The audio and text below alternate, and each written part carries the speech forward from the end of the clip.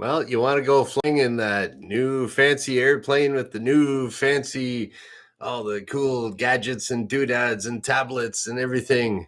Well, you've come to the right place. Welcome to the Superpilotish channel. My name's Graham Wilson, and I'll be talking to you about high tech flying in my basement. So, today, let me just get comfortable here. I'm going to tell you a little bit of a history about mostly with navigation, but like all the high tech stuff is really it's pretty much navigation and communication that it really that would affect the pilot. I mean, as far as engine systems and stuff like that, the mechanics they'll take care of that stuff for you. But yeah, so just a little bit of history on how things happen. And I'm just going to use kind of anecdotal history about what I've heard the old guys telling me at the local airport, Windsor Airport, how it used to be. Okay, so the Windsor Airport in Windsor, Ontario, Canada. That's where I'm from. That's where I worked last before I became a semi-retired flight instructor. And yeah, so back in the day, it was originally the Walker Airport. So it was Hiram Walker, the guy that invented Canadian Club whiskey. I thought he'd have an airport. So he kind of set it all up there, and people would fly their airplanes around. And usually pretty rich guys back then, they'd get a leftover Jenny from the States or something, post World War II airplanes or World War I airplanes. They'd go fly them off the grass strip, and it's pretty much just a field. And, they cut the grass and go take off wherever you want and land wherever you want. There's a windsock there. And so eventually it became the Windsor Airport. And they were, teaching people how to fly there in World War II with the Commonwealth countries set up their training units, and during World War II. So they trained a lot of people out there, and yeah, and back then, so the high tech stuff in the training back then, like the planes didn't even have electrical systems. So the local kids in the neighborhood would get paid a nickel to go fire up the airplanes. So you'd say contact, and the kid would spin the propeller and start it up. And so that's the way that was. And the way that they would control all the airplanes going around with a series of lights. So they would look like a great big flashlight, almost like a gun, and they would point it at the airplane, and it would be like, green light, you're okay to land. Green light, you're okay to take off. Red light, don't do it, stuff like that. And they just used lights for quite a few years at the Windsor Airport. And then I remember talking to old Roger there one time, and he was telling me he grew up in the neighborhood. And he was saying that in the old days at the airport, none of the airplanes had radios. So when they actually got to the point where they had a control tower at the Windsor Airport, and where the control wasn't just a light gun, it was an actual radio. And they said, okay, we're changing the airspace. You have to have a radio here to get into the airspace. So all the old guys, or all the people that had planes with no radios, all this new technology, this radio stuff, then they moved them all out into the countryside, and all the odd barns had airplanes in them now. And then there was a few grass strips that started up out there, or even just, take off the beans. There you go, fly your plane. So that's what old Roger was telling me. He said all these planes, they just disappeared. They went out to everybody's barns out in the county. So, okay, so there's your first high-tech change that happened from lights to radios. And also when you were, that was kind of like the communication part. The navigation part was what they used to have is, you might see this little guy here. This is the old E6B flight computer. Okay, well, we got a big reflection there. So most of you have probably used one of these during your flight training, and then once you get your license, it gets thrown in your flight bag, never to be used again. So, but it's still required to use this thingamajig when planning and for your flight tests, and that could be changing in the future too. So this little guy here, it's based on a slide rule. So way back when, if they were doing any types of planning on their maps, and they would use old road maps and stuff like that. The road maps got more high tech and turned into actual navigational charts. So here we go. Here's a kind of a marked up old one here, all folded. There we go. That's where I live, Windsor, right there. And this big yellow blob, that's Detroit. So you can see we're actually a little bit south of Detroit. Yeah, didn't know that, did you? That Canada is south of the United States somewhere. Yeah. And so, yeah, so we're going to have, the maps got more updated. You got this real neat little circular kind of slide rule instead of like if you were trying to figure out slide rules somehow in the airplane. And by World War II, they also had all the bombers that were going over going over the Atlantic and even the Pacific. There was a bubble on top where they would use celestial navigation. So they would point a sextant at the North Star, then judging by all their maps and coordinates, and then you'd have little things to kind of, you'd kind of go deep. Okay, how many miles is that? And then they could figure out with the stars where they were. Well, and then they got maps, they got charts, all that stuff. So that's World War II-ish. And then so then they came out with the airspace. Is changed around. They have radio transponders on airplanes, so you can see the things are starting to get. But actually, the way all this technology came in, there was more airplanes flying, and the rates of accidents has gone down considerably. Like since the very first the Wright brothers plane crashed, or whatever, didn't go too far, and then. Yeah, I mean, it's just been getting safer and safer for airplanes, and technology has helped that out. So it's a good thing. But it's one of the things, and the main thing I wanted to say about this is that as technology comes along, you got to stay on top of it for that safety to come into effect. So, like, I guess you would say, I wonder how I could put that with your car.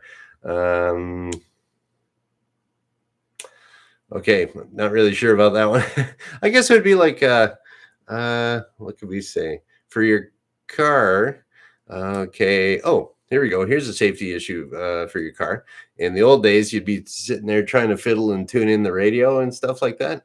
Well, then they came up with like even back in the 50s, it was like pre-programmed station. So you'd put it in and you pull the little button out, and then the little what do you call it? The little needle going back and forth, it would set that.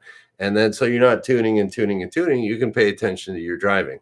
So I'll bet you once they came out with the instant programming of the pre-selection of your radio stations in your car, things got safer. But if you didn't take the time to figure out how to set that the little pointer going across, and you didn't know that you had to pull it out to set it, and then push it back in, and then you'd see. Remember in the old cars, you push it, and the station goes, and back and forth. So yeah, there we go. So there's an example in your car how using preset radio stations could give you more of an opportunity to see where you're going, and so makes it actually safer, more high tech, but safer. But if you didn't know how to do that, well, you're just as unsafe as before. So I'm surprised they came up with that. So here we go. Where are we up to now? We're up to about the 1950s, 60s when the radio kind of comes in, radio transponders. Oh, and then here we go. For the now this is just pretty much VFR flying, regular Joe Blow. But along the way, all the instrument flying really helped out too. At first, back in the 50s, I remember a senior Air Force pilot in the Canadian Air Force. He said he used to fly the CF-100. What's it called? Canuck? I forget. The CF-100. Anyways, it was the greatest all-weather interceptor fighter, and he was explaining that the way that it was an all-weather interceptor is that they had this little it was an ADF, automatic direction finder. It was basically just a little needle that would point to the direction of more or less an AM radio station. So the thing that made it all weather and super capable was this little thing that flipped down. So you'd be bouncing around in the cloud, not not knowing what's going on. This little needle thing would be bouncing around too, and somehow you'd find the airport where there's a little beacon there. So there you go, your all-weather interceptor bouncing around. There we go, high tech. And that got better too. Then you got into VORs and all this other stuff, and ILSs, instrument landing systems. Yeah, so okay, this is getting pretty piloty. It could be pretty pretty boring for non-pilot people, but hey, what the heck. So okay, we're going through, but we're getting safer, we're getting more high tech. And then I just remembered well, you got a calculator here. There we go, dollar store special, solar powered.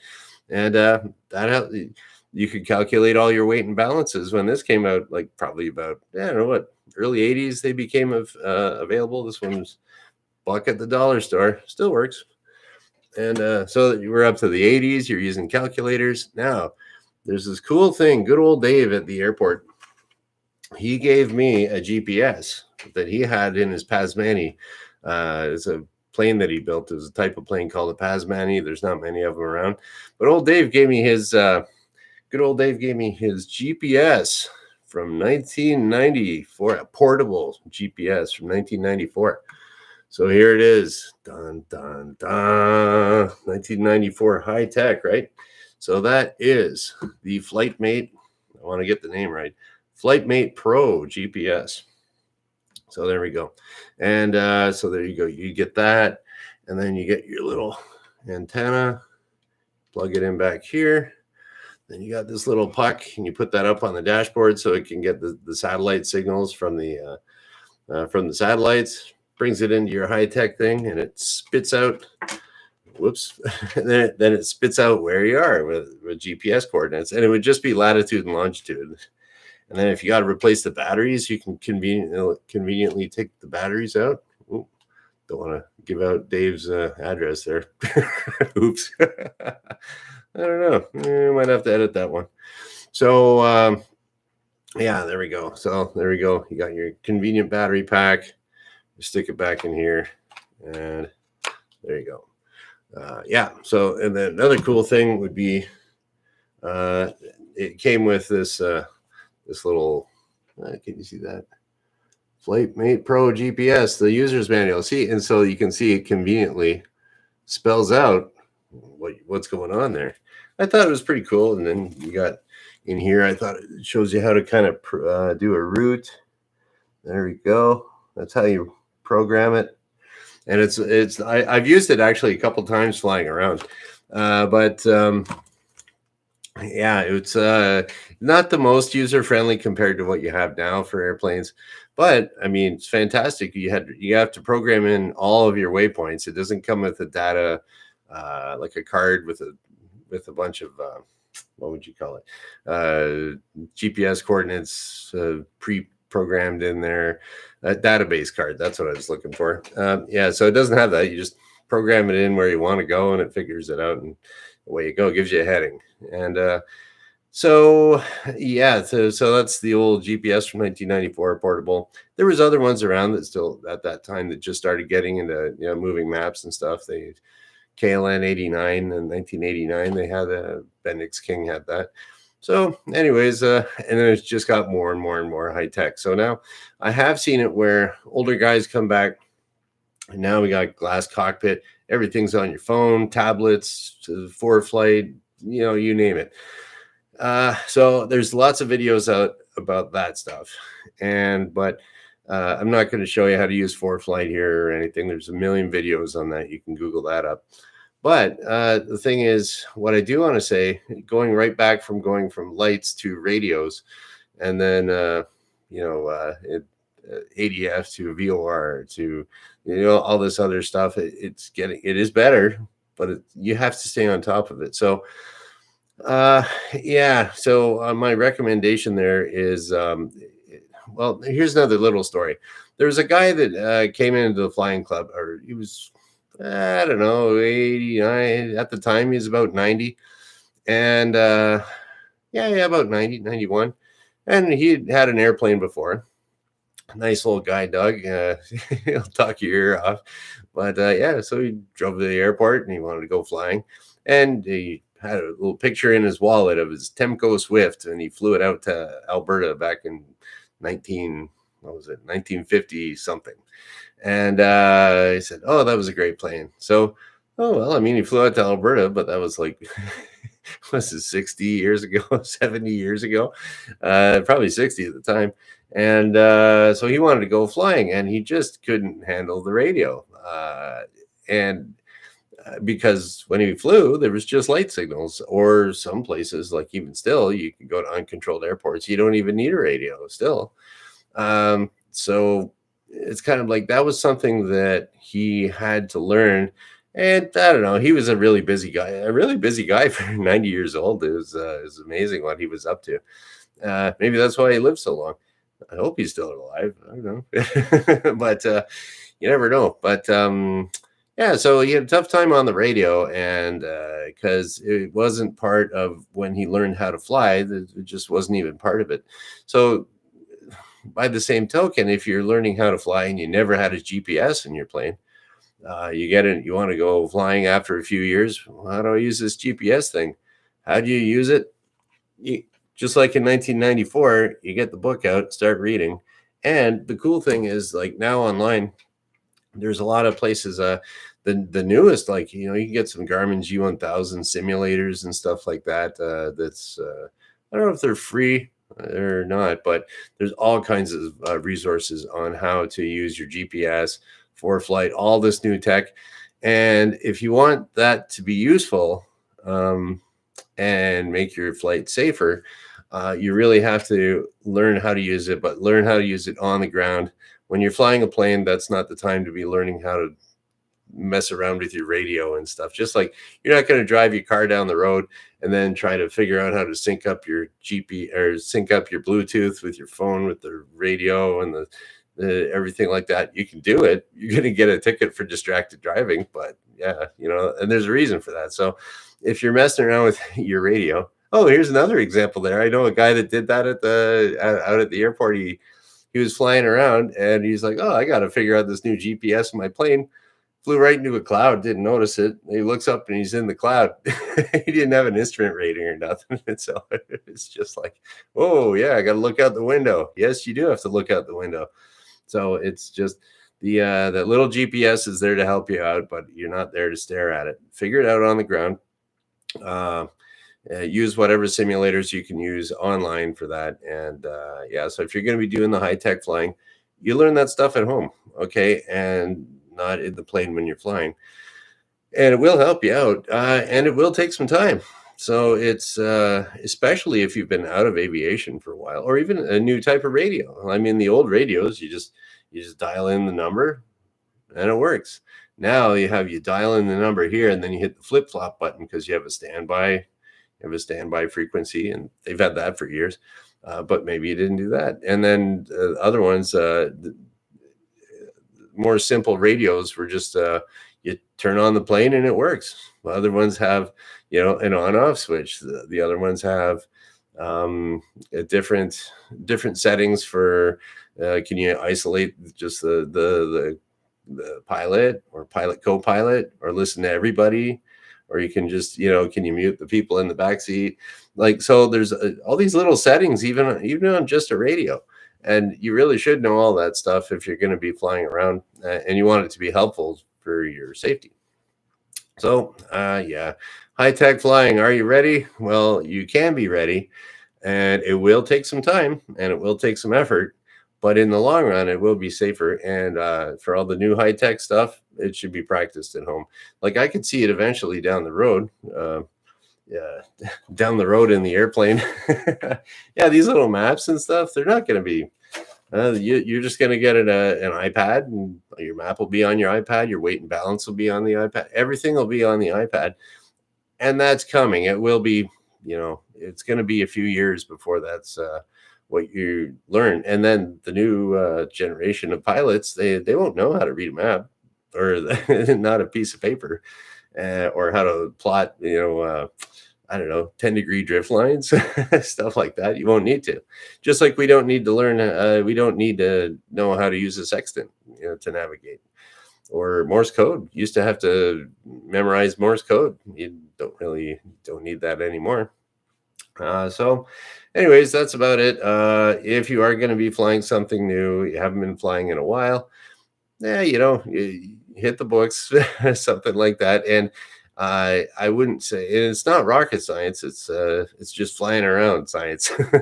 So, and it's handleable if you want to do it. And so I've seen a lot of older people come in and they want to kind of get back into flying, and I don't think that it's not exactly like a bicycle where you can just hop on and you don't forget. You do forget. Yeah, but I think a lot of people, they remember when they were really on the top of their game, and then they go and they haven't flown for 10 years, and they feel like they made a fool of themselves in front of an instructor. Well, I can tell you one thing right now: an instructor with any type of uh, experience at all, a year or two, anything that somebody, if you're an older pilot and you want to get back into it, any mistakes you make, the instructor has made those mistakes themselves, or worse, or they've or they've instructed people that have made those mistakes the same or worse. So you can't be worse than like, even after 10 years, you won't be as bad as someone who's never flown before. So it's just one of those things, and after a few hours it comes right back. But I've seen some people that they just kind of say, yeah, maybe it's not for me, and it costs a lot of money too to go flying. So that's an issue when you're older too. Do you want to go blow a couple $1,000 to get up to snuff? Maybe not. Might want to play another few rounds of golf, or pay for your gas down in Florida that year. So anyways, a little bit of something about that. If you're gonna I'll repeat it again. If you want to get into high tech stuff, study it on the ground, study it on your computer, and then go out. It's a lot cheaper to do that than fly. And don't do it in the airplane, because you should be looking out the window or paying attention to your IFR clearances or everything like that. So, all right. Yeah, there we go. A little bit of content for you to watch today, and maybe you learned a little something, or you think about something a little bit differently right now, or maybe you just burned off a few minutes of your day and you can go back to it. So I think I'm going to be, might be ripping apart my power washer that my neighbor gave to me. It's got like a little bit of leak in it, so I don't know if it needs a seal or something, but might rip it apart. Might even put it on video. I don't know. Okay, that's great. We're going to shut her down, and we'll just do this here. Shut her down. So, thanks for watching. Bye.